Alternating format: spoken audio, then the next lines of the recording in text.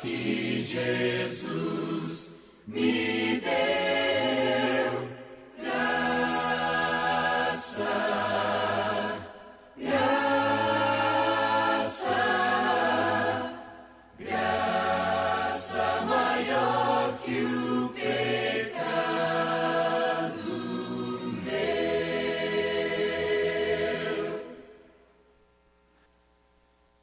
Boa noite. Deus seja louvado por mais um dia.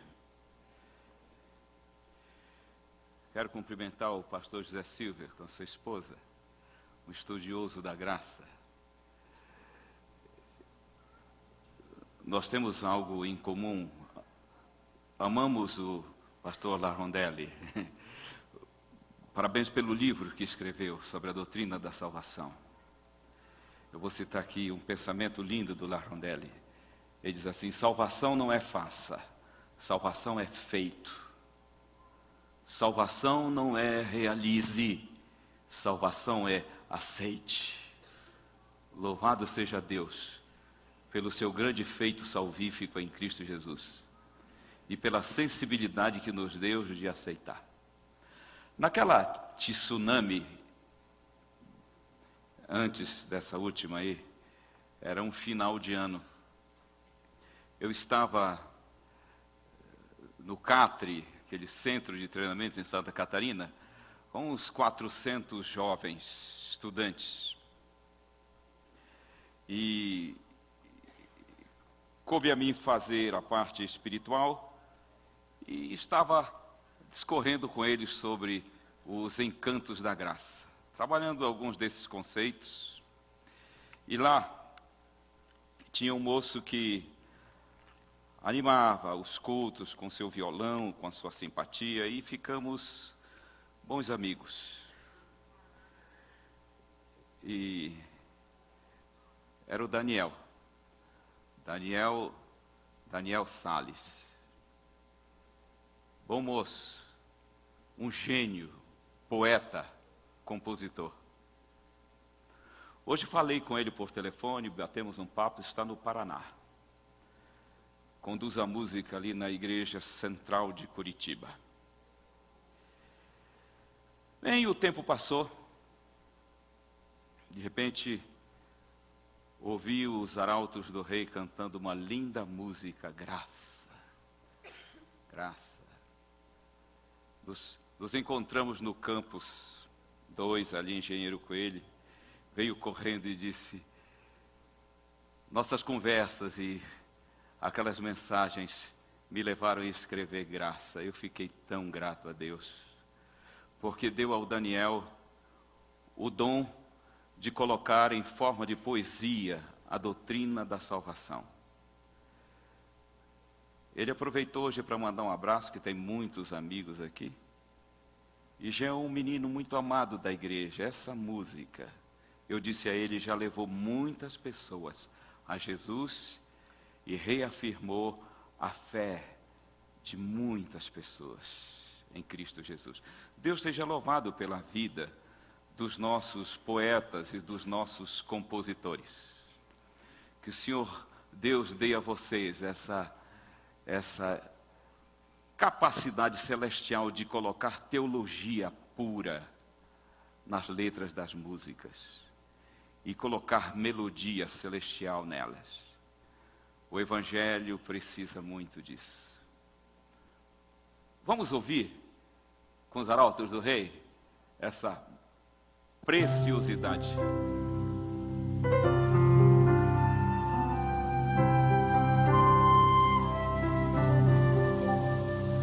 A graça é um ponto de encontro, lugar onde os fardos se espalham no chão, onde todo que chega cansado, tranquilo descansa o seu coração. A graça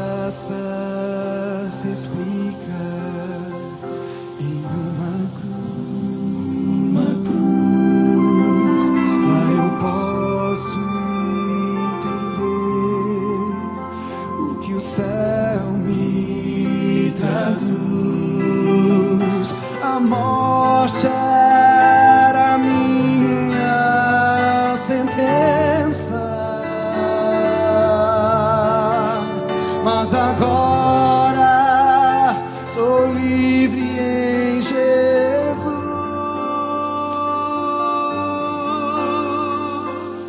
Graça simples assim, perdão se recebe, se aceita e fim.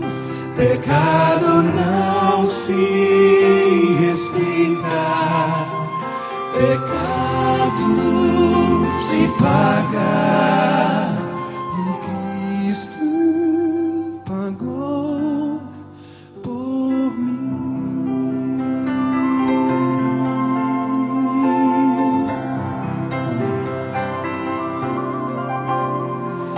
Havia imensa separação entre a raça caída e o Deus do perdão, mas a graça fechou o abismo e sem hesitar estendeu-nos a mão, mostrou-nos a estrada de volta à casa do Pai, onde iremos morar, nos dá esperança que move, a certeza que Cristo em breve virá.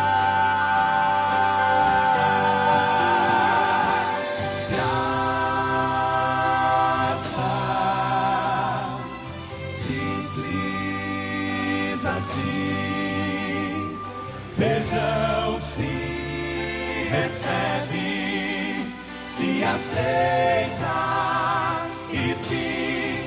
Pecado não se explica, pecado se paga, e Cristo pagou por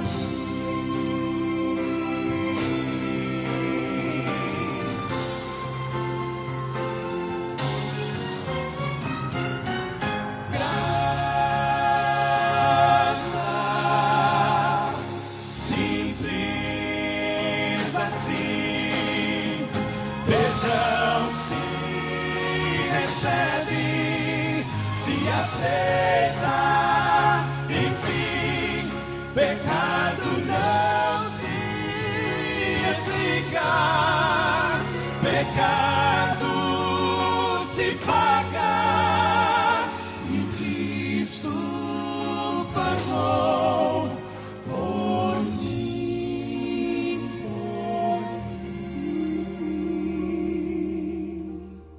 e Cristo pagou por mim. Graça, graça.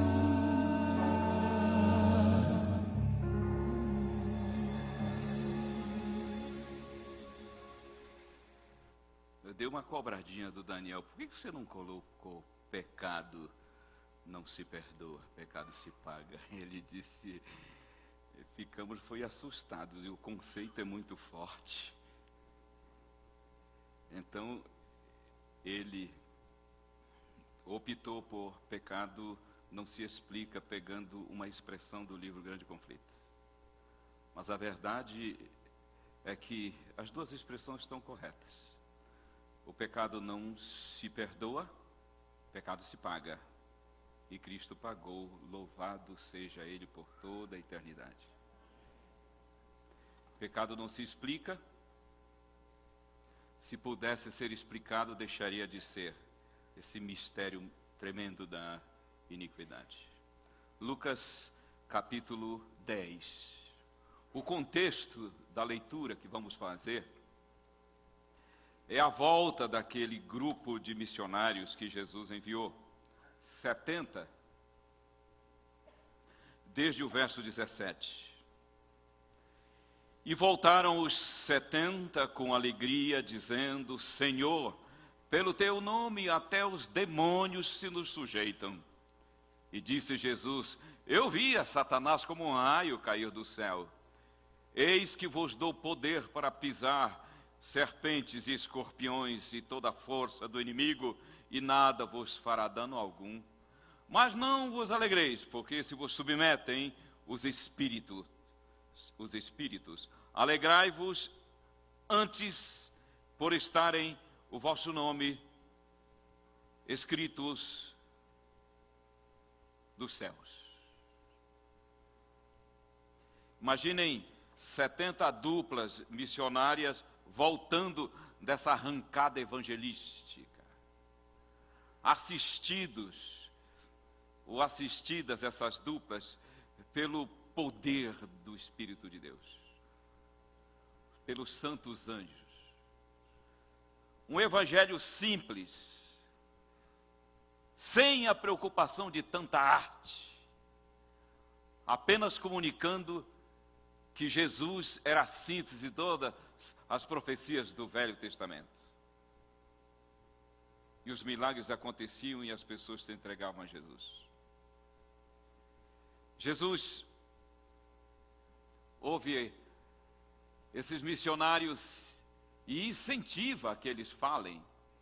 E como um bom líder, ele então aproveita para motivá-los, dizendo: eu via Satanás caindo do céu. É como que não é uma referência à queda de Lúcifer lá quando foi expulso do céu. Não é uma queda espiritual agora. Jesus estava dizendo, é como se os alicerces do império do mal balançassem e o demônio despencasse da altura da sua arrogância. Tal o impacto desses 70 missionários. Então Cristo vai fazer com eles uma avaliação de desempenho, para usar uma linguagem bem do momento. Todo líder faz avaliação de desempenho, para ver como que as coisas estão indo, para fazer ajustes. Primeira dupla: Senhor, ao teu nome os demônios saíam. Próxima dupla: as doenças. E assim sucessivamente, até a última dupla se apresentar. Todos se assentam e agora o mestre vai falar. Ele disse: eu estou vendo vocês bem animados, bem eufóricos com o sucesso dessa arrancada evangelística. Isso é bom. Mas Jesus já localizou aquilo que seria um dos maiores problemas na igreja em todos os tempos. A euforia com a missão. Enquanto a alegria da salvação vai sendo lentamente esquecida, ou nem desponta. Olha, quem se envolve com o evangelismo experimenta uma euforia muito grande. Quem está ligado nas coisas de Deus e vê pessoas se entregando a Cristo, isso é motivo de muita alegria, de muito júbilo. O perigo é se empolgar com a missão e esquecer os encantos da graça. E o Senhor disse: existe uma alegria que vocês não podem esquecer. É que o nome de vocês está escrito no livro do céu. Satanás sempre buscou polarizar essas duas alegrias. Ora, ênfase na alegria da salvação, sem a alegria da missão, e ora ênfase na alegria da missão, sem a alegria da salvação. Nos dois pontos, o evangelho está fadado ao fracasso. Produz-se pouco. E no nosso caso vai todo mundo morrer e não vamos ver Jesus voltar. Satanás quer uma igreja, olha só, parece uma heresia o que eu vou falar. Satanás quer uma igreja encantada com a missão, mas destituída da alegria da salvação. Satanás quer uma igreja vibrando com a salvação, mas desligada da missão. Nos dois pontos, ele dá gargalhadas de nós.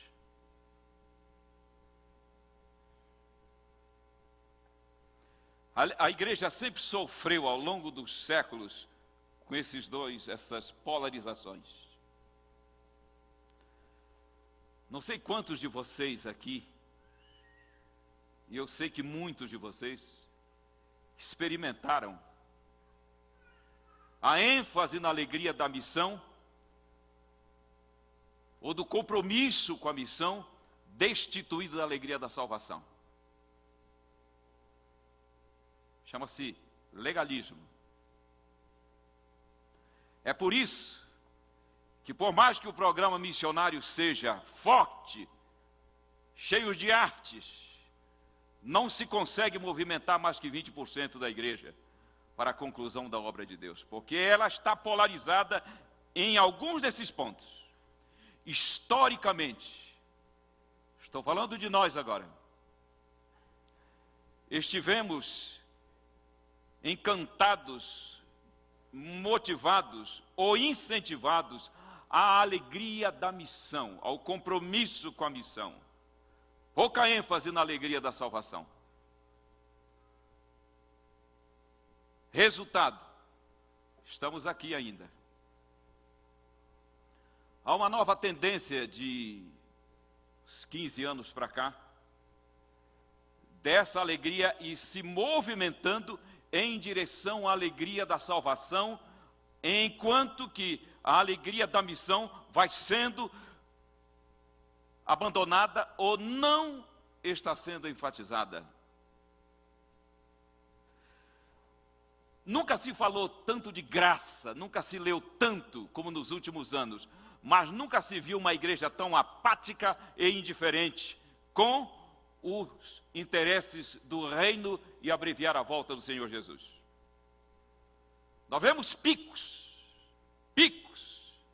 quando se coloca o maçarico missionário até que a gente vai, mas depois tudo volta à mornidão, como se nós não tivéssemos nenhum compromisso com esse mundo que perece.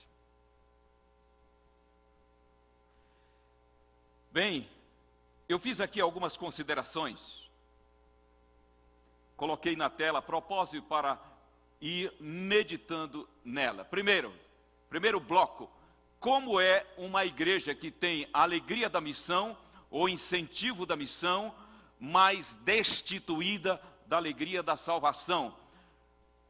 Uma igreja assim, ela leva doutrina apenas, ela leva um pacote doutrinário, mas não leva Jesus. Como é o linguajar de uma igreja assim?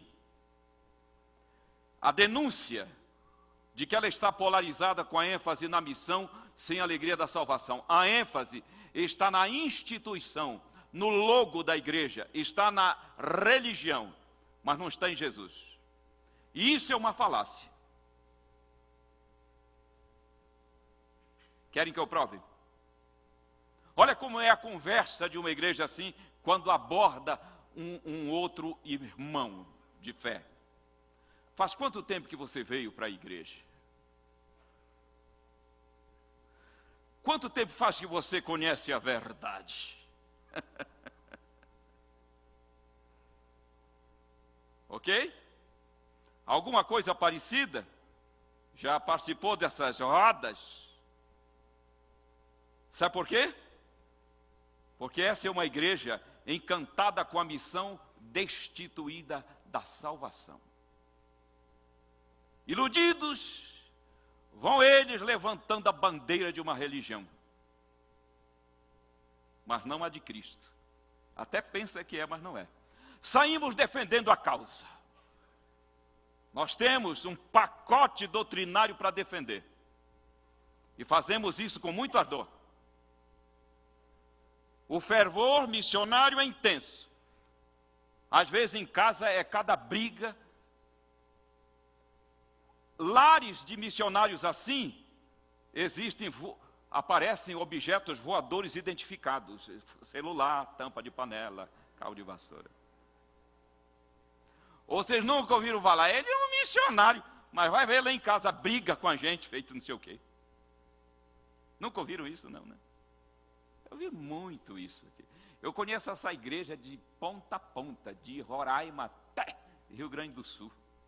Conheço, eu sei como é que funciona a cabeça de uma igreja com ênfase em missão destituída da salvação. Brigamos com o cliente que não quer aceitar o nosso pacote doutrinário.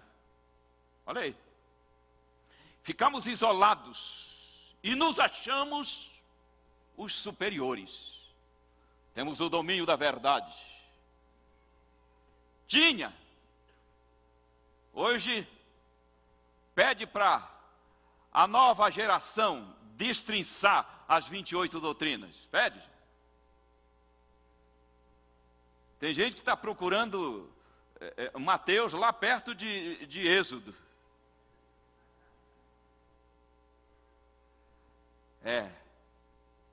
Olha aí, tem mais.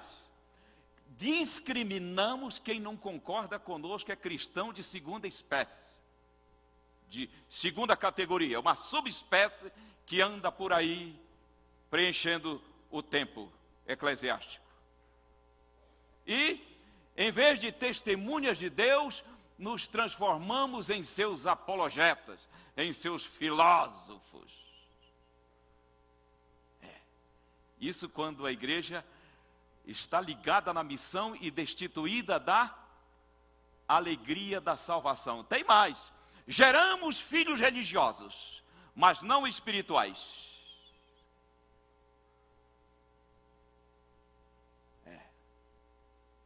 Para mim, isso é mais que sintomático, isso é uma tragédia.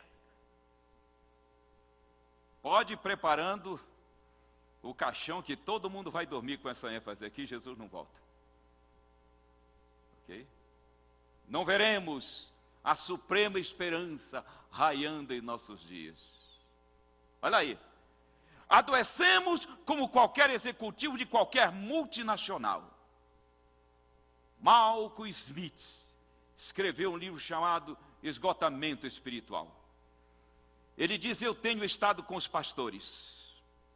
Ele é um protestante, é um evangélico, não sei de que confissão religiosa, mas ele é um treinador de ministros.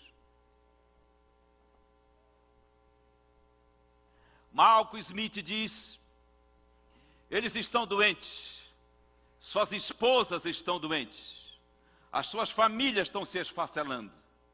Há um cansaço imenso sobre o ministério no final do século XX, início do século XXI. E se a tendência é de ver mais e mais homens queimados emocionalmente, mesmo trabalhando para o Senhor. Mesmo manuseando a mais linda mensagem jamais entregue a mortais. Isso é um contrassenso. Como é que eu posso estar envolvido com a mais gloriosa mensagem e ser um doente? Um quebrado emocionalmente. Estou falando do ponto de vista emocional. É que o peso eclesiástico é mais forte do que os encantos da graça. Eu estou falando isso para nós, irmãos leigos da igreja. Nós, anciãos de igreja, líderes de igreja local. Sem os encantos da graça, a religião é um peso, ela é estafante, ela é doentia, ela é patológica. Ela destrói os encantos do cristianismo. Nós não sabemos nem como conduzir nossas famílias. Por quê? Porque isso é um legalismo disfarçado. Se não fizermos isso, não temos paz com Deus. Isso é uma tragédia espiritual. Olha aí. Avaliamos a igreja pelo número de batismo. É o capitalismo selvagem que se infiltra no seio eclesiástico. A igreja que mais batisma, essa é espiritual. Equívoco puro. E olha lá, agradamos para batizar e depois esquecemos. Concorda ou não? Quem concorda diz sim. Olha aí. Você nunca passou por essa, não? Recém-batizados sobrevivem por misericórdia de algum irmão carinhoso que o ampara nos seus primeiros passos na experiência cristã. Às vezes o instrutor bíblico nunca mais aparece na vida dele. A gente dá as boas-vindas e larga. Passarinhos que nem penugem têm para voar. ênfase na missão, sem alegria da salvação. O drama disso tudo é que nos julgamos bem. Nos julgamos bem. E nós temos estatísticas para provar que estamos bem e estamos avançando. Como estamos bem? Se a igreja não tem prazer em cantar que segurança sou de Jesus, ela acha que canta uma mentira? Como estamos bem? Se toda essa experiência religiosa não nos torna pessoas amáveis, pais carinhosos, filhos sensíveis, irmãos de fé, afetivos. Cada um se vira, principalmente numa congregação grande como essa aqui. Esse é um dos polos que Satanás gosta. Eu fui vítima disso. E eu acho que você também. Você sabe muito bem dizer o que é ser desafiado aos encantos da missão sem a alegria da salvação. Agora, vamos para o outro polo. A alegria da salvação sem a alegria da missão.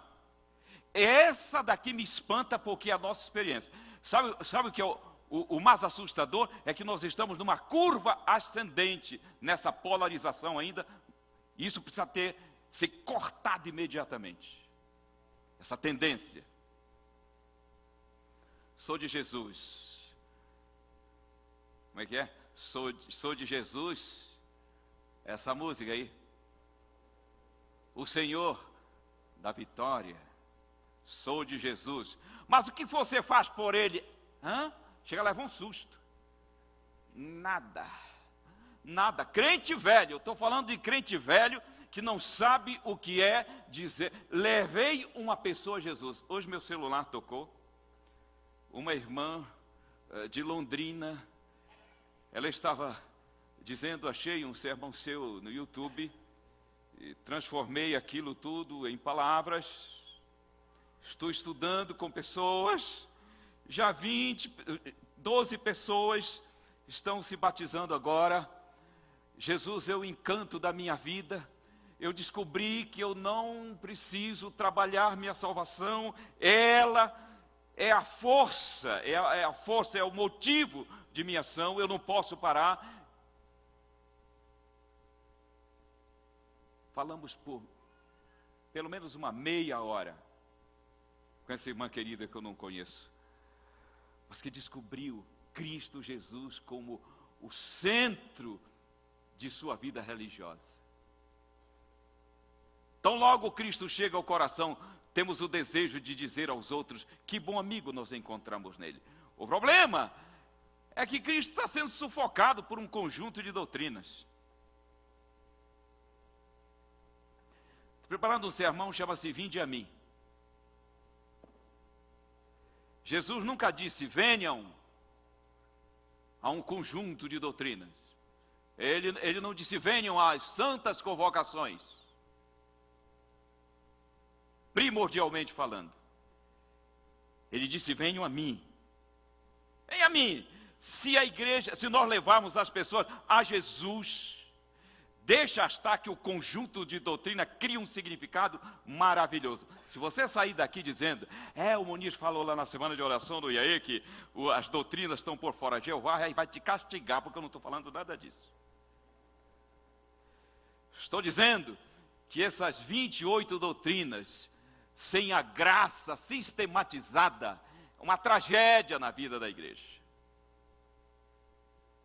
Agora, a alegria da salvação sem a alegria da missão é a nova tendência. Me espanta essa moçada que está vindo aí, cantando da graça, cantando da salvação, sem um projeto missionário na sua vida. E assim a vida vai passando. E como é que fica isso? Vivemos egoisticamente. Por quê?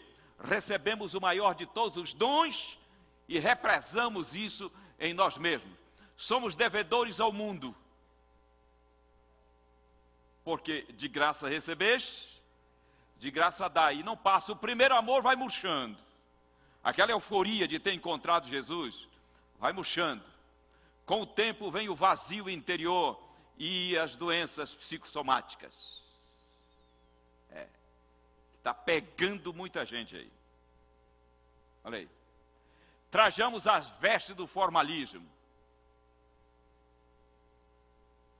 Alegria da salvação, sem alegria da missão. Formais. Absolutamente formais. Mas, olha lá.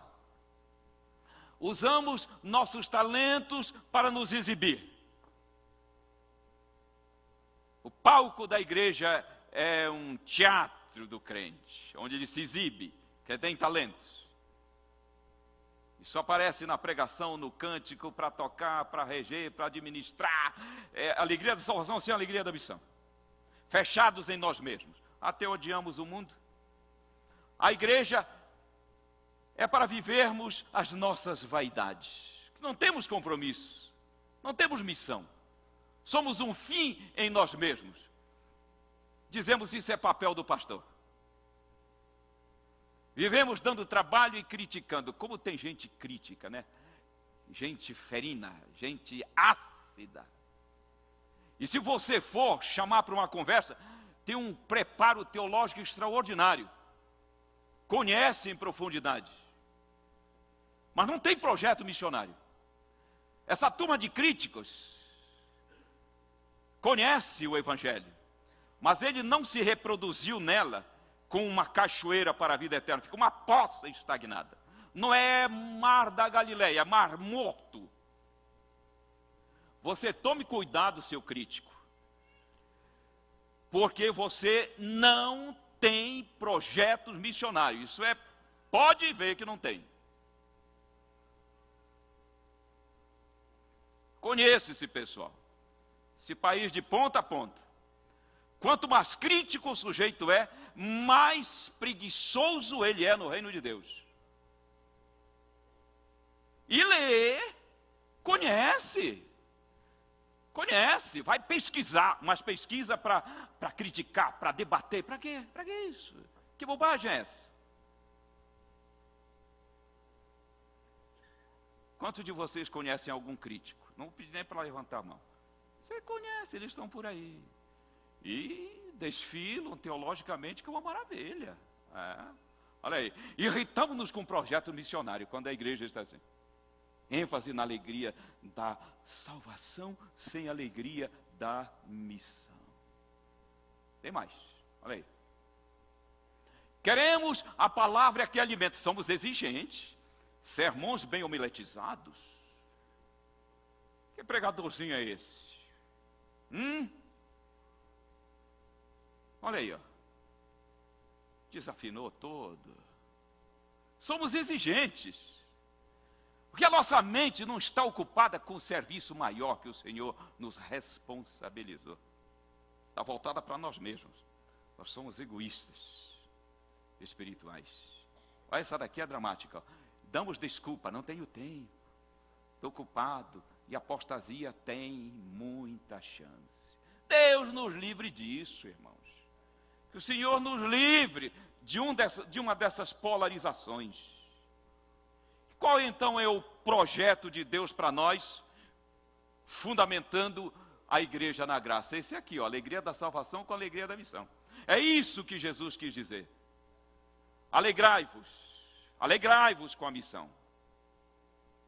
Mas alegrai-vos antes. Ele queria dizer, existe uma alegria rainha. Uma alegria que antecede todas as alegrias. Essa alegria é que você precisa ter certeza que o seu nome está no livro da vida.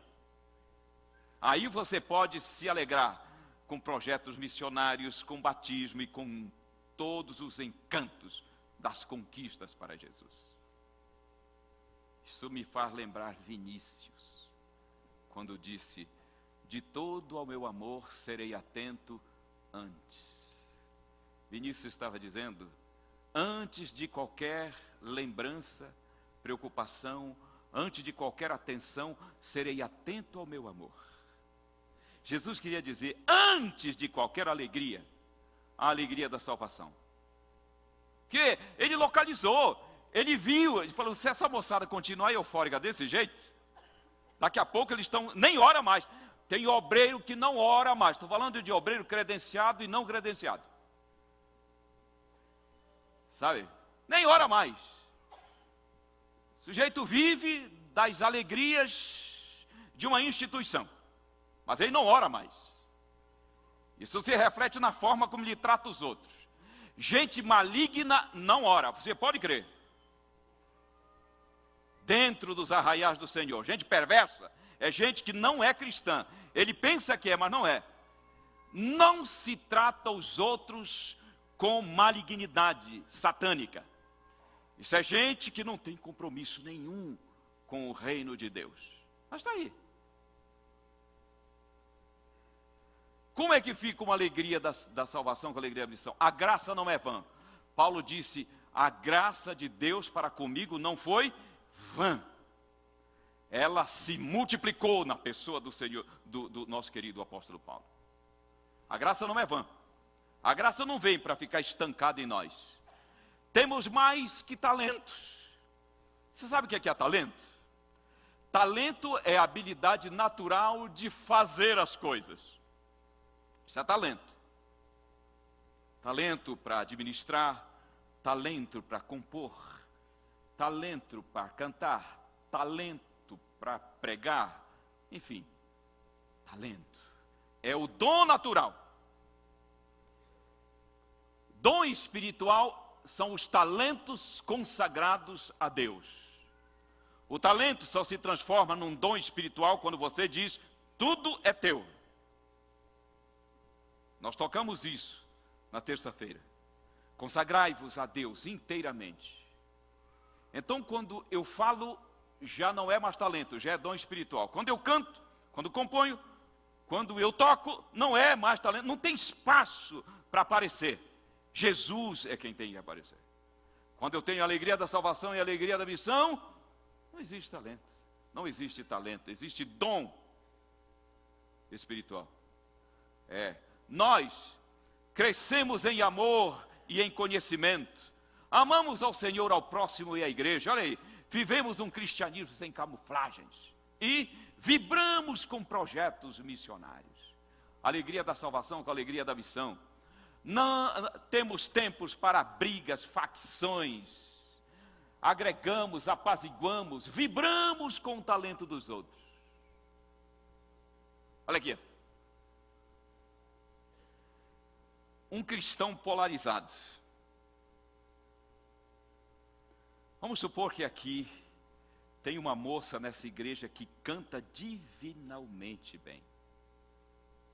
Mas a igreja do NASP recebe uma família que veio lá de Curitiba. E ela tem uma moça, nessa família existe uma moça, que canta também divinalmente bem. E ela se apresenta aqui e vai cantar. Se essa moça que canta bem, membro da igreja, está polarizada, alegria da salvação sem alegria da missão sem alegria da salvação, quando ela ouve essa irmãzinha cantar, o ciúmes toma conta dela, a inveja toma conta, fica até com raiva. E o comentário é, de onde apareceu essa exibida? Nossa, como desafinou, gente. Vocês viram como desafinou? Isso não é cristianismo nem aqui e em lugar nenhum. Agora, se ela está nesse foco de Jesus, ela vai ao encontro e diz: que alegria receber você, um talento lindo de Cristo, minha querida. O que podemos fazer para enturmar você? Gente, olha que Jesus está mandando para nós. Hein? A igreja, tem irmão ciumento por essas igrejas fora, coisa mais horrorosa. Gente ciumenta. Ficam com ciúmes quando chegam pessoas de fora, com talentos que o Senhor manda, com dons espirituais. Porque estão polarizados. A graça nunca invadiu esse coração. Um conjunto de doutrinas, sim. Eles vieram para uma religião, não para Jesus. Olha lá. Consagração e salvação passa a ser a causa maior de quem está dominado pela alegria da salvação e alegria da missão. E só assim podemos aguardar a volta de Jesus. Escuta isso que eu estou dizendo. Jesus ainda não veio porque a igreja está polarizada em alguns desses pontos. É um contrassenso, é absolutamente inexplicável. Como que uma pessoa pode se dizer alcançada pela graça e não está envolvida em nenhum projeto missionário? Agora, uma pergunta que surge é: como eu posso me envolver com a expansão do reino de Deus? Eu vou fazer uma pequena síntese aqui e vou fechar. Existe um livro maravilhoso chamado Beneficência Social, que eu acho que tem um novo nome agora. Lindo livro. Eu não li esse livro, eu dissequei este livro. Transformei esse livro nos 45 slides. Esse livro é a mais linda consultoria que uma igreja poderia receber diretamente do Senhor Deus. Esse livro confirma um princípio na expansão do reino de Deus. Sabe qual é esse princípio? Deus nunca confiou a homem nenhum as estratégias para a expansão do seu reino e abreviar a volta dos... Nunca! O Senhor Deus confiou a homem nenhum, a nenhum corpo de homens mais sábios, por mais sábios que sejam, definir as estratégias de como concluir a sua obra. Ele deu as estratégias. Cabe a nós perguntarmos: qual é a estratégia do Senhor Deus para concluir a sua obra? O livro Beneficência Social responde. A síntese é a seguinte: ame as pessoas desinteressadamente, sem pressa de levar a elas doutrinas, sem pressa. Ame a pessoa porque ela é um objeto do amor de Deus. Ame. E é o seu amor prático que vai despertar nela o interesse de conhecer o conjunto doutrinário que você conhece. Ah, se essa igreja fosse preparada para amar durante um ano, como se ama vizinho e como se ama parente chato. Como se ama as pessoas no trabalho. Como? Estratégia de Deus. Aprenda a amar. O Senhor Deus disse: aproxime-se dos vizinhos, observando uma oportunidade de fazer o bem. Pode amar. Há pessoas que jamais frequentam, ou frequentaram, ou frequentarão algum templo, diz o Senhor, mas que não resistem a uma manifestação de amor. Quando nós tocamos a mão de uma pessoa, movido pelo amor de Jesus, ela sente o amor de Cristo, Jesus olhando através de nós. Olha aqui, ó. Quando você se aproxima de uma pessoa, dominado pelo amor de Jesus, querendo o seu bem, o evangelho já está sendo pregado no estilo mais elevado que se possa imaginar. Socorrer uma pessoa é pregar o evangelho. Essas pessoas chegam a um ponto em que elas não resistem e elas pedem para estudar a palavra de Deus. Essas pessoas não podem entender como num século tão materialista, numa grande cidade tão desinteressada no outro, surge alguém interessado nelas. Em algum momento, nós vamos passar a ser objetos de comentário do tipo: como pode ser tão amorosos? É a religião que faz isso. Esse povo realmente tem Deus. Chega num ponto em que eles vão pedir para estudar a palavra. Agora é hora de estudar.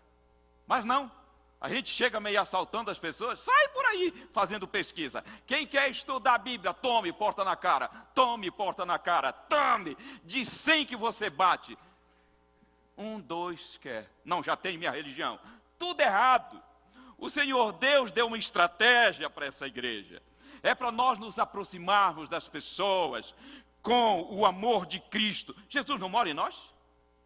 Ele não disse: o Pai e eu viremos para fazer morada em nós? Nós não somos o templo do Espírito Santo? Pois então a deidade vai olhar através de nós. Você acha que Jesus mais pregou ou Jesus mais curou? E para aquele povo que tinha fundamentos teístas, acreditavam no único Deus, num Deus atuante, eram monoteístas.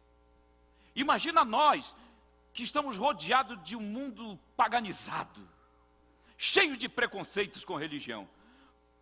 Qual é a estratégia divina? Na expansão do seu reino e para abreviar a volta de Jesus, está tudo no livro Beneficência Social. Sabe qual é a estratégia divina? Temos que quebrar o preconceito em primeiro lugar. Quebrar o preconceito. Enquanto não quebrar preconceito, nós deixamos de alcançar pelo menos de 10, a gente vai alcançar 1, quem sabe 2, quando poderíamos alcançar 7, 8. Se seguíssemos o plano do Senhor. Ah, que coisa maravilhosa. O Senhor termina aquele livro dizendo assim, a sua serva termina dizendo assim: a igreja deve amar durante a semana, e no sábado de manhã, aparecer aqui para dar testemunho do que aconteceu com o seu ministério da bondade. Olha, esta semana eu conheci um vizinho.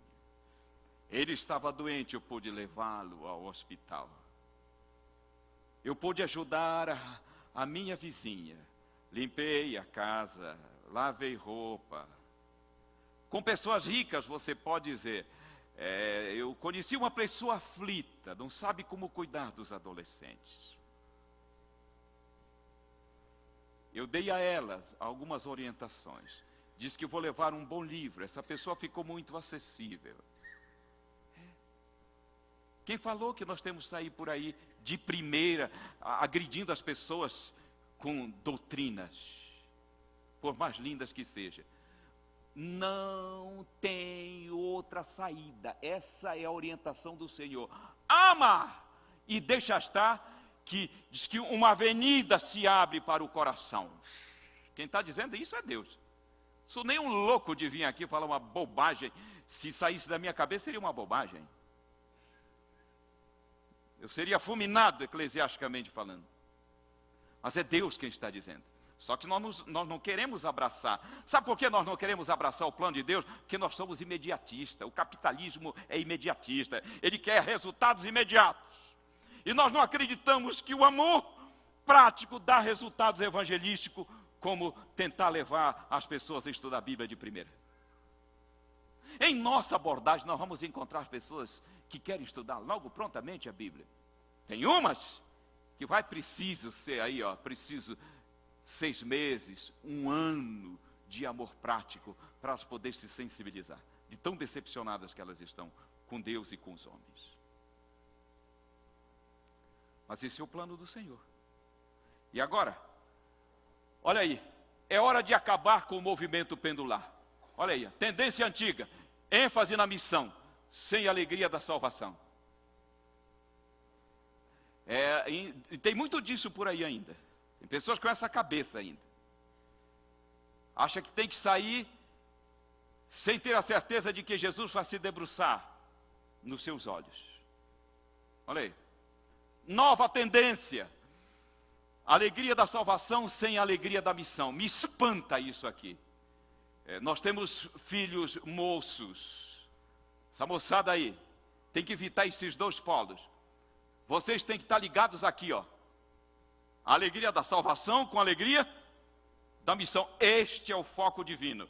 Aqueles dois é invenção do homem. Aqui é o foco divino. É para isso que nós existimos. O Evangelho precisa, meus queridos irmãos, ele precisa nos fazer experimentar essas duas alegrias. Essas duas alegrias. De nada adianta a pessoa experimentar Cristo no coração se isso não se transforma numa cachoeira de água para a vida eterna. Ok? Mas como nós podemos concluir que isso será uma realidade? Porque a glória do Senhor vai encher a terra. Sabe o que é a glória de Deus? É a sua bondade. A gente lê lá em Apocalipse 18, o anjo desceu e encheu a terra com a glória de Deus. A glória de Deus no reino da graça é a sua bondade transbordante em nós. Se vocês perguntassem para mim, qual é a maior necessidade da nossa igreja? Perguntem. Vamos lá. De novo. Ser reconhecido como um povo amoroso urgentemente, se nós quisermos impactar o mundo. Aqui mora a pessoa mais amorosa do bairro. É um adventista do sétimo dia. Pais mais amorosos, mães e esposos mais amorosos, filhos mais amorosos, pastores, diáconos e anciãos mais amorosos do planeta, e a igreja mais amorosa. Olha, diz que tem 4 níveis da felicidade. Com isso eu vou chamar os meninos para cantar e a gente vai fechar. Aqui, ó. Diz que a felicidade egoísta é aquela felicidade onde o indivíduo só quer o bem dele. A pessoa que, a vida é minha, eu faço dela o que eu bem quiser. Pouco se importa se está machucando o pai, marido, irmão. A felicidade familiar. Eu me preocupo com a minha família, o mundo que se dane. Quando a pessoa vive felicidade familiar, ela até começa a defender pequenas delinquências nos filhos, né? Meu filho não mente. O pessoal da escola sabe disso.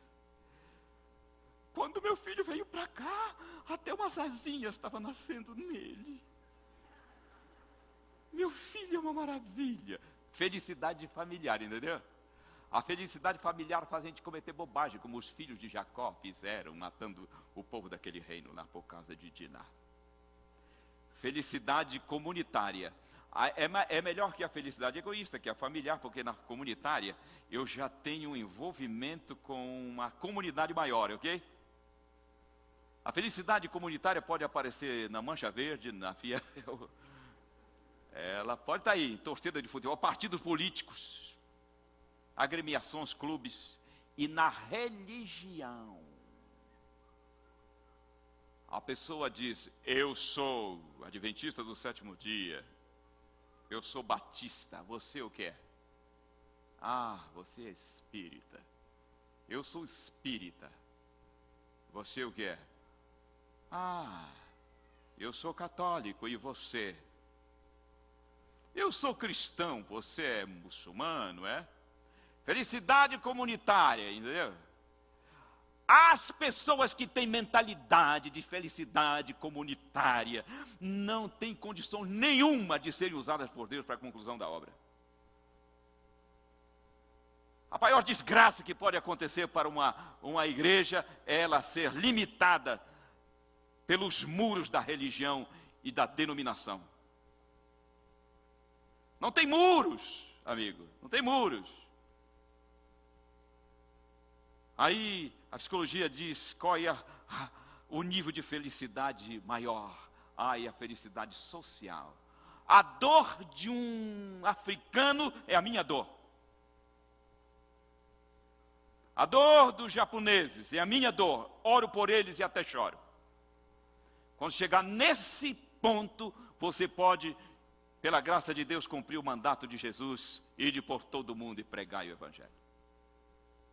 Eu vou dizer uma coisa para vocês aqui, ó. Religião é apenas uma ferramenta que a graça tem para canalizar melhor um corpo de doutrinas. Mas ela não é um fim em si mesmo. Não se agarre em religião, se agarre em Cristo. Não se agarre em denominação, se agarre em Cristo. O Senhor tem uma igreja organizada.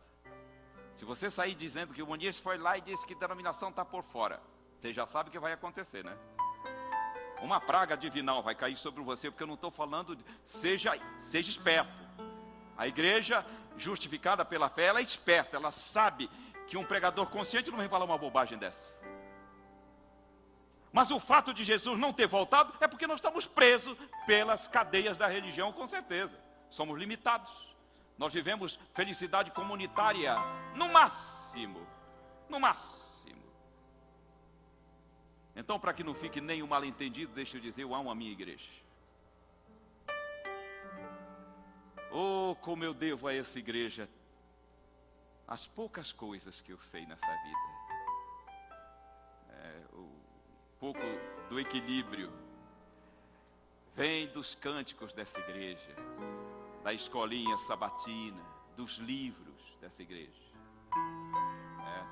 Nós temos tudo para triunfarmos. Nós temos uma igreja organizada, amadurecida teologicamente, artisticamente, economicamente. Temos uma igreja pronta. Nós só temos é que deixar que o Senhor funda em nós a alegria da salvação com a alegria da missão. Jesus nos olhou, Letícia, um dia. Canta aí para nós. O olhar do Senhor Jesus. Música, letra e música do Nildo. Ali está Júlia Bertazzo.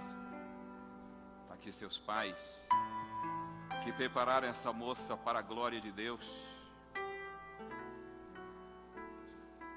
3 dons espirituais.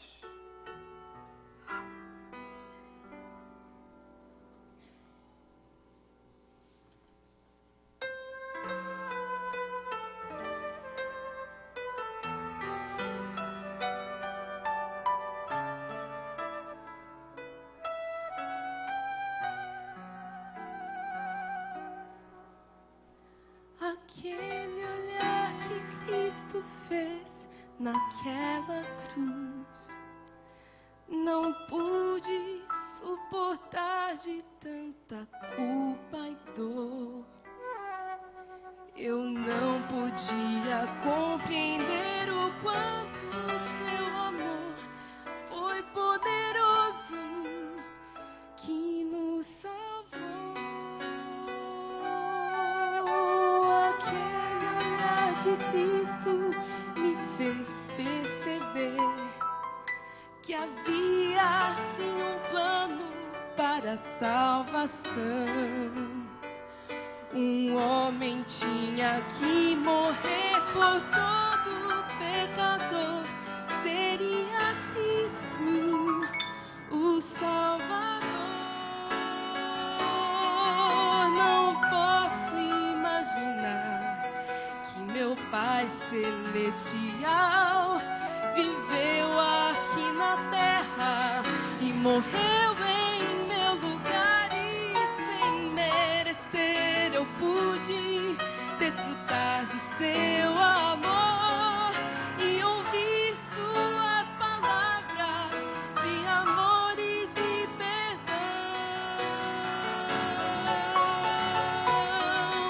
Não posso compreender, nem tampouco merecer o preço que foi pago por Jesus naquela cruz. E agora Ele me chama: vem, meu filho pecador.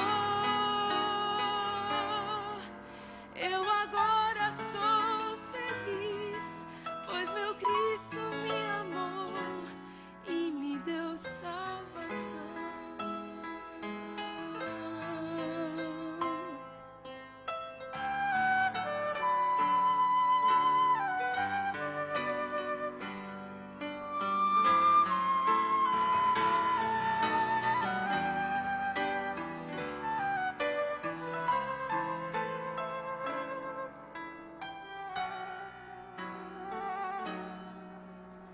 Naquela noite fria, em em Jerusalém, Jesus nos afirmou que morreria ali, e todos se puseram a dizer que até mesmo lutariam até morrer.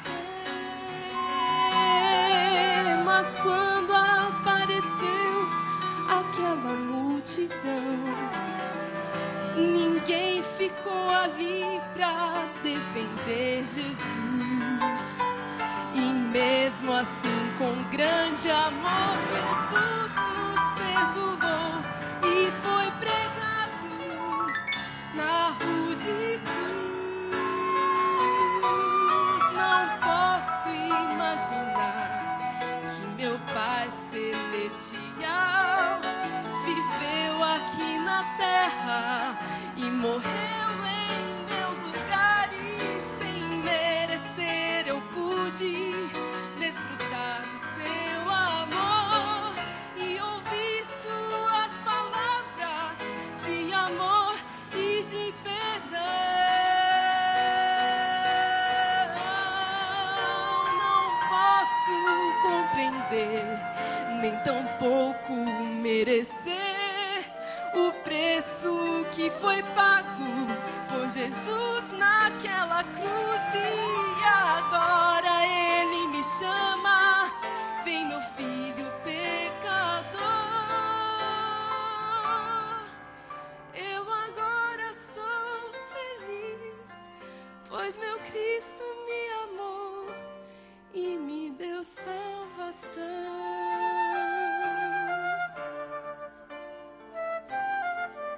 Eu agora sou feliz, pois meu Cristo me amou e me deu salvação.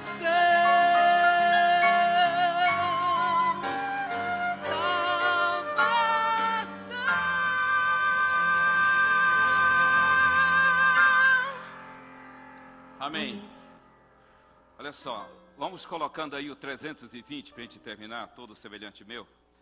Em 1988, passou aqui pelo Brasil, acho que fez uma semana aqui, o pastor Morris Vanden, um dos teólogos da graça. A meditação dele de 1981 é Fé que Opera, é uma preciosidade. Eu fazia teologia aqui, matei aula naquela manhã para ouvir Morris Vanden em Moema. Os pastores, eu acho que tinha até era uma paulista só ou duas. Todos os ministros ali, Morris Vanden, falando sobre os encantos da graça. Já bem próximo do primeiro break, ele disse assim: nós apresentamos em nossas trenais, quadrenais, os relatórios desse período e com alegria e louvor, nós dizemos, conquistamos tantas mil pessoas. Trouxemos tantas mil pessoas para a igreja nesse período. Parou e disse assim: vocês sabem qual é a tragédia disso? É que normalmente é verdade. Vamos dar um break aqui, tomar um coffee. Aquilo para mim foi como uma luz entrando no meu crânio indígena. Falou: Deus do céu, que gênio! Será que todo mundo entendeu? Meu Pai do céu, esse cara está psiquiatrando a igreja de Deus. Deus nos livre de trazer pessoas para a igreja apenas. Nós trazemos pessoas para Jesus e nunca mais elas sairão da igreja dele. Quantos querem dizer meu Deus? E transforma num missionário, numa missionária do amor. E deixa estar aqui quando as doutrinas for necessárias. Se não tiver condição, eu chamo alguém. Fique de pé quando que o Senhor Deus use plenamente, meu querido. Para fecharmos a história do pecado em nossos dias e possamos ver Jesus em glória e em majestade.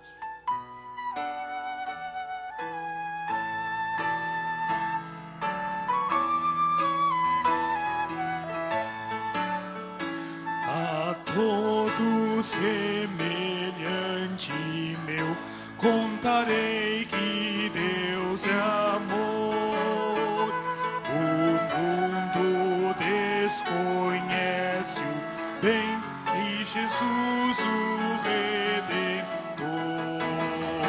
Falarei de Deus e do seu amor. Para o mundo mostrarei Jesus com maior fervor. Da eterna graça sem igual aos perdidos falarei, guiando-os deste mundo mal para os pés do amante Rei. Falarei de Deus e do seu amor. Para o mundo mostrarei Jesus com maior fervor. Mais vasto que o imenso mar é de Deus o grande amor. Por isso proclamá-lo-ei para todo pecador. Falarei de Deus e do seu amor. Para o mundo mostrarei Jesus com maior fervor.